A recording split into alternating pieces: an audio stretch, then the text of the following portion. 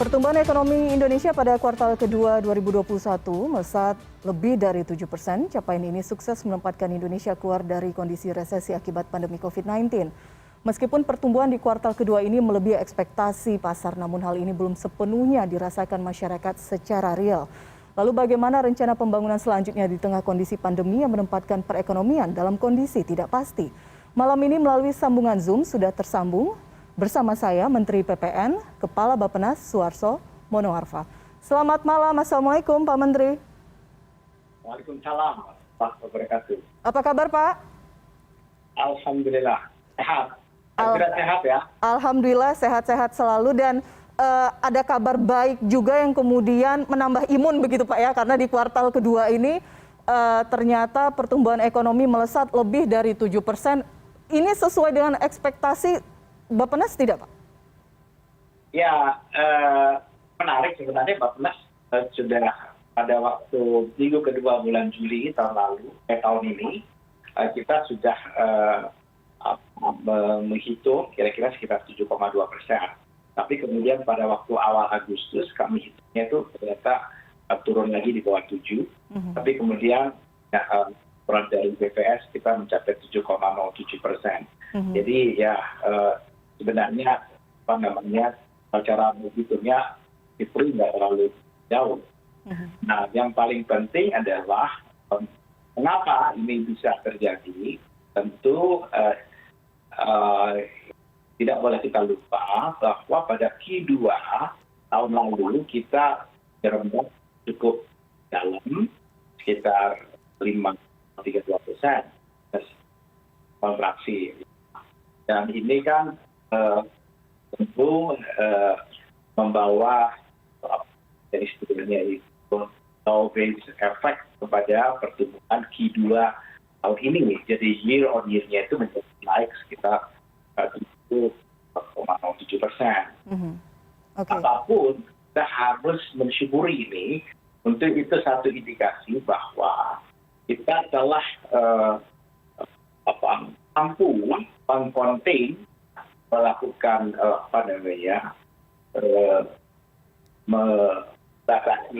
membatasi barang dari virus itu sedemikian rupa dengan cara pertama yaitu melalui intervensi yang bersifat non medis dan non farma, yaitu 3M, ya kan, 3M maskering, mencuci tangan, menjaga jarak, dan kemudian 2M-nya itu adalah tidak membentuk crowd dan membatasi mobilitas.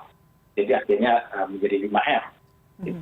Nah, sekarang ini kita lakukan itu dalam rangka untuk membuat agar penyebaran barang ini tidak meluas. Kita tahu bahwa serangan dari varian Delta ini cukup tinggi karena Arnold-nya, basic number-nya ini cukup besar, antara 6 sampai 8. Dan dalam waktu 9 hari itu bisa sampai ke 580 orang. Itu potensinya. Bandingkan dengan yang komandan Arnold-nya kira-kira itu hanya 30 atau 40 orang. Nah, jadi itulah alasannya mengapa pemerintah melakukan PPKM ini. Jadi kita membuat policy yang sifatnya itu bisa dipertanggungjawabkan secara teknokratik dan scientific. Jadi scientific based policy diambil oleh pemerintah. Cuma kan kita tidak bisa menjelaskan secara rinci seperti ini kepada publik. Tetapi setidak-tidaknya kita right track untuk mengatasi containment ini. Nah, di sisi lain, intervensi yang sifatnya itu medis. Nah, sifatnya medis dan farma. Salah satu adalah vaksinasi. Dan kemudian treatment terhadap orang-orang yang terjangkit. Vaksinasi ini seluruh dunia jadi apa yang disebut dengan vaccination gap. Baik antara negara-negara developed country dan developing countries seperti Indonesia.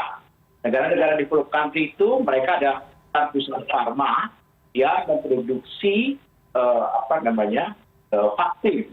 Nah, karena itulah ini kita berkepentingan ke depan untuk memiliki kemampuan dan kapasitas memiliki vaksin sendiri. Sekarang kita sedang kembangkan dengan platform protein rekombinan. Nah, itu juga satu platform baru dan tahun-tahun orang melakukan penelitian ini. Dan ini kita dorong supaya kita juga punya kapasitas untuk itu. Oke. Jadi, sekali lagi, kita tidak bisa melakukan trade-off antara sehat dengan tidak. Jadi kita tetap membuat lindungi seluruh tumpah darah masyarakat kita ini. Nah, kita tidak menghendaki terjadi lagi audit yang luar biasa dan kemudian penyebarannya tidak tidak terkelola dengan baik. Baik. Itulah. Baik. Jadi mobilitas memang dibatasi pada bulan yang karena terjadi outbreak mulai di Jawa Tengah kemarin kayak dengan Delta. Nah, jadi ini yang kita coba. Memang punya akibat nanti terhadap pertumbuhan ekonomi mungkin pada triwulan yang ketiga. Tetapi pemerintah telah membuktikan intervensi dari realisasi anggaran pemerintah yang sampai dengan pertama masih di bawah 50%, tetapi memberikan kontribusi yang signifikan terhadap konsumsi. Ya.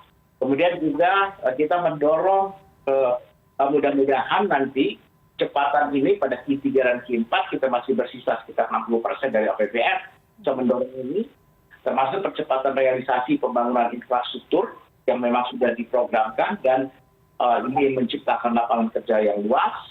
Kemudian kita kejar nasi, ya.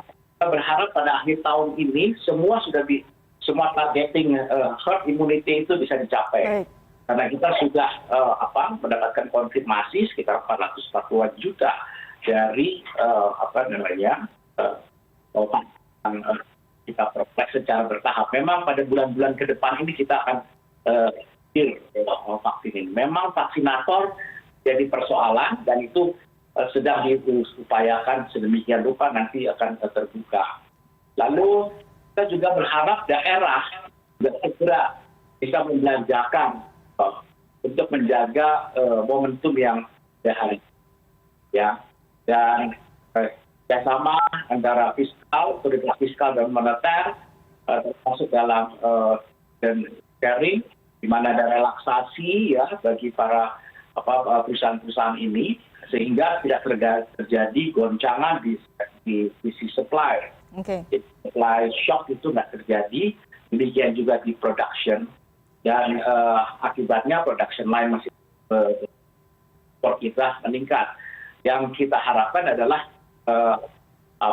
kita juga seharusnya bisa menekan impor karena dengan belanja melalui digital ini banyak barang-barang yang juga masuk dari luar.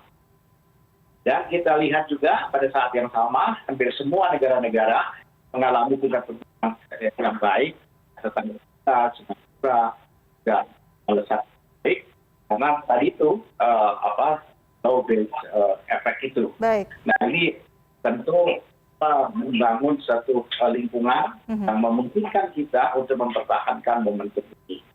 Dan baik Pak Menteri, kalau tadi kita berusaha mendorong penggunaan produk dalam negeri ya, supaya ini juga bisa membuat kita terjadi baik. Pak Menteri, ya. Mohon maaf saya potong sebelum tadi berbicara mengenai kelanjutannya. Tadi Anda sudah menyampaikan secara komprehensif apa saja yang sudah dilakukan pemerintah. Tapi ketika ada angka yang muncul melesat lebih dari 7% pertumbuhan ekonomi, ini kemudian banyak pertanyaan dari masyarakat juga, Pak Suarso. Mengapa kemudian secara keseluruhan masyarakat sebenarnya belum merasakan pertumbuhan ekonomi yang secara nyata bisa berdampak terhadap masyarakat? Tadi Pak Menteri mengatakan begitu, sudah banyak strategi yang dilakukan untuk menciptakan lapangan kerja. Tapi faktanya di lapangan saat ini kita tahu hal yang berbeda terjadi, Pak. Begini kan, Elvira, ini Q2 itu kan mulai dari bulan April, Mei, Juni kan. Outbreak yang kedua kita alami kan di awal bulan Juni itu. Kan begitu ya. Jadi di akhir Juni baru kita merasakan. Jadi beda sekali keadaannya tentu. Dan jadi ledakan outbreak yang kita dapatkan dengan Delta ini kan justru di di akhir dari triwulan kedua. Gitu. Nah, nanti kita akan lihat di triwulan kedua ini, karena pembatasan PPKM itu kan sekarang mobilitas ya, dari Google Mobility itu memang jadi pengetatan pada saat ini. Tapi kita ingin tetap menjaga momentum ini supaya kita nggak lepas. Nah, ujung dari cerita ini semua adalah kita harus mampu melakukan penanganan terhadap COVID-19. Tidak boleh ada satu daerah yang tertinggal, tidak boleh ada satu komunitas yang tertinggal, tidak boleh ada satu orang warga yang tertinggal. Demikian juga secara internasional, global. Tidak mungkin sebuah negara itu dia sudah di depan negara ketiga. Amerika Serikat sendiri kemarin juga pernah sampai 100-an ribu yang kasus baru. Indonesia sudah turun di 30-an ribu. Jadi memang berbeda-beda keadaannya. Ini unprecedented. Dan yang paling penting, memang tidak ada obat resep yang mujarab untuk di setiap negara. Tetapi yang penting adalah proses good governance-nya tetap terjaga. Nah, partisipasi seluruh masyarakat itu sangat kita berharap. Itu kira-kira. Karena semua negara terdampak dengan pandemi COVID-19, terutama imbasnya luar biasa pada saat varian Delta menyebar begitu Pak ya, tidak hanya di Indonesia tapi di negara lainnya. Nah, kita berbicara mengenai penanganan pandemi. Tadi Pak Menteri sudah menyampaikan banyak hal.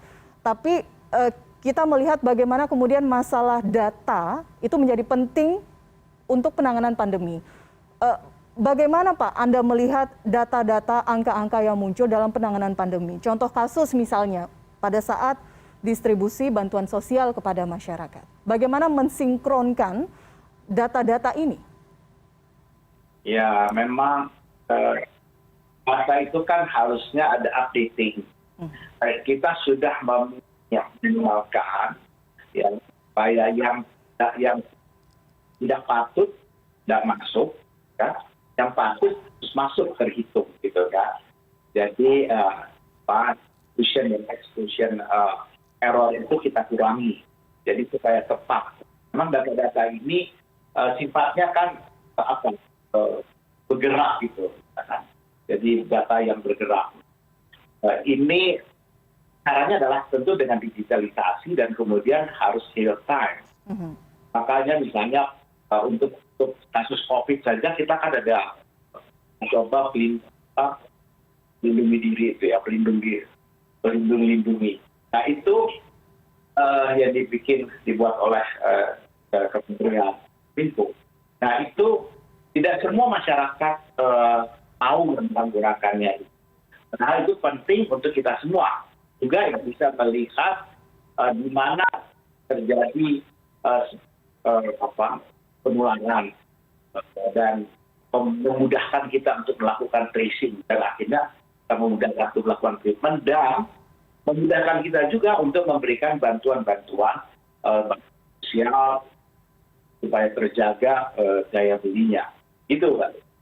Menurut Anda permasalahan data ini hanya masalah infrastrukturnya saja atau memang ada ego sektoral yang terjadi, Pak Menteri? Saya tidak bisa mengatakan begitu, tetapi memang proses digitalisasi ini kan pertama kita harus punya sistem yang benar adil ke semua. Maksud misalnya bagaimana anak-anak murid kita ya yang sekolah di tempat-tempat ketika sinyal itu biarpet, kan begitu. Nah itu makanya kita juga sedang mengejar infrastruktur dari digital ini agar benar-benar di last mile-nya itu di daerah-daerah yang tertinggal itu benar-benar tersedia sehingga semua data juga bisa dimanfaatkan. Nah, Bapenas sendiri sudah mencoba di beberapa titik, beberapa desa kita membuat tarik data desa, kita menghidupkan kembali monograf desa. Kalau monograf desa dulu itu ada manual, sekarang manual itu dilengkapi dengan data bisa ditarik. Jadi kita bisa lihat data-data di desa itu apa yang terjadi dan perubahan demografinya, termasuk orang sehat, sakit, kerja, dan seterusnya. Jadi mudah-mudahan ini bisa kita sudah coba di beberapa titik, kalau ini bisa dipakai nanti di seluruh Indonesia, dan ini akan bermanfaat buat kita semua. Oke, baik. Pertanyaan penutup saya, kita tidak tahu kapan pandemi akan berakhir. Saat ini berbagai strategi telah dilakukan oleh pemerintah. Anda tadi sudah menyampaikan kemungkinan di kuartal ketiga angkanya tidak semanis seperti kuartal kedua ini, begitu ya Pak Menteri. What next? Apa strategi selanjutnya yang lebih real bisa disampaikan kepada masyarakat, Pak Menteri? Ya, pertama, hari kita sama-sama bersama-sama. Jadi bukan hanya pemerintah, tapi marilah kita bersama-sama melakukan memberikan partisipasi kita, memberikan kontribusi kita sekecil apapun, paling minimal dengan 3M dan kemudian dengan 2M itu dalam rangka penanganan COVID. Itu pertama saya kira. Jadi kalau ini bisa benar-benar jadi tidak ini. Memang kita menyadari bahwa pada saat yang sama orang perlu makan, ini dan seterusnya. Pada posisi-posisi itu ada intervensi dari pemerintah masuk membuat masyarakat yang memang hak itu. Kemudian kelonggaran paksa pada perusahaan UMKM semua juga kita lakukan. Jadi itu bagian yang dilakukan oleh pemerintah dan kita berharap ada resiprokal dari masyarakat. Nah, yang berikutnya kita harus menjaga punya optimisme. Jadi optimisme ini penting, itu juga satu obat gitu buat memperkuat diri kita. Nah, optimisme ini antara lain misalnya kita memperkuatkan diri gitu, terjadi upskilling bagi para orang-orang yang tadinya bekerja di masa sebelumnya. Setelah pandemi ini pasti akan terjadi pergeseran dari jenis-jenis pekerjaan. Dan jenis-jenis pekerjaan baru itu terbuka luar biasa dan tentu membutuhkan reskilling, upskilling dari orang-orang itu. Nah, pemerintah menyediakan peningkatan kapasitas ini buat mereka dan mudah-mudahan itu bisa dimanfaatkan, jemput oleh mereka. Baik. Dan yang terakhir tentu kami berharap daerah itu juga menahan anggarannya, supaya anggarannya juga dibelanjakan, nah itu sangat menggunakan ekonomi daerah. Oke, baik. Jadi kalau ada yang nakal, nahan anggaran nanti akan disentil oleh pemerintah pusat, begitu ya Pak Menteri? Ya, karena sekarang APBD itu rata-rata hanya di bawah 40%. Baik.